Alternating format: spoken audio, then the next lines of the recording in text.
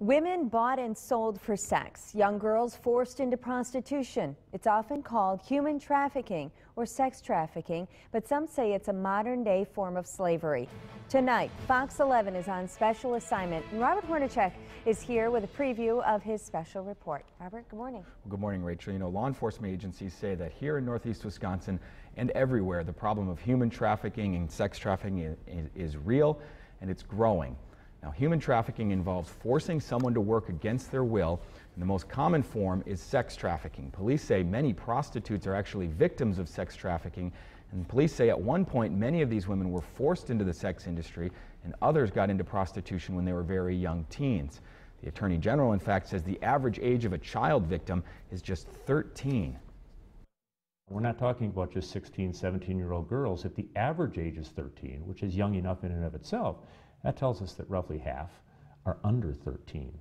We have infants and toddlers who are being trafficked for deviant sexual purposes. That's absolutely disgusting. And if we can't reduce that, then who can? Now, coming up tonight on Fox 11 News at 9, I'll introduce you to a woman who tells me she was a victim of sex trafficking, and you'll hear her story. You'll also hear from a woman who's trying to raise awareness about the issue and what's happening here in northeast Wisconsin. Well, this is just shocking. I mean, you think about this happening in the big city. You know, it is a big city problem, but what I've come to find out from interviewing a lot of people for this story is it's really an everywhere problem.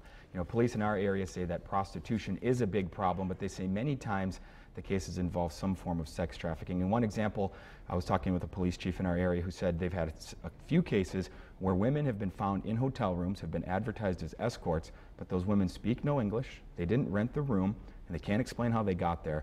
And in those cases, police say they definitely suspect some form of sex trafficking or human trafficking, but they say proving it's another story. And why is that? Why is it tough to prove? Well, there's just a lot of barriers. There's a lot of different criminal activity that surrounds this case, but it's really hard to pinpoint.